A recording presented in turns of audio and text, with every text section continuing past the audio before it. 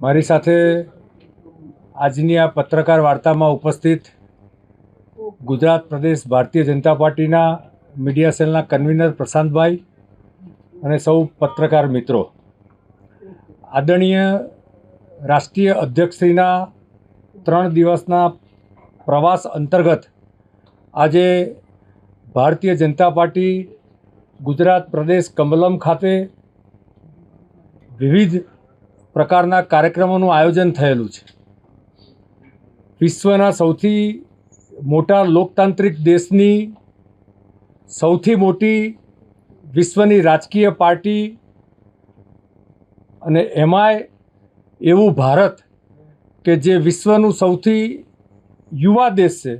એ યુવા દેશની મોટી રાજકીય પાર્ટીના યુવા અધ્યક્ષ આદરણીય નીતિન નવીનજીના સ્વાગત માટે સમગ્ર ગુજરાત ભારતીય જનતા પાર્ટીનું સંગઠન, ગુજરાત ભારતીય જનતા પાર્ટીના કાર્યકર્તા થનગની રહ્યા છે, ખૂબ જ ઉત્સાહિત છે। અને આજે કમલમ ખાતે ભારતીય જનતા પાર્ટીના પ્રદેશ હોદ્દેદારો, પ્રદેશના મોરચાઓના પ્રમુખો, જુદા જુદા જિલ્લાના પ્રમુખ મહામંત્રીશ્રીઓ, પ્રદેશ આમંત્રિત સભ્યશ્રીઓ, પ્રદેશના જૂના સિનિયર કાર્યકર્તાશ્રીઓ, કારોબારી સભ્યશ્રીઓ સાથે આજે આદરણીય રાષ્ટ્રીય અધ્યક્ષ શ્રી નીતિનજીનો વાર્તાલાપ થવાનો છે। આજે જ્યારે ગુજરાતની ધરતી પર નીતિન નવીનજી આવ્યા છે ત્યારે નરેન્દ્રભાઈનો મંત્ર વન ડિસ્ટ્રિક્ટ વન પ્રોડક્ટના અનુસાર ગુજરાતના વિવિધ જિલ્લાઓના ગૃહ ઉદ્યોગ સાથે જોડાયેલા ભાઈ બહેનો સાથે કામ કરતા જુદા જુદા આર્ટિઝન્સ દ્વારા બનાવેલી ગુજરાતની ભાતીગત પ્રકૃતિના જુદા જુદા વિષયો સાથે આજે આદરણીય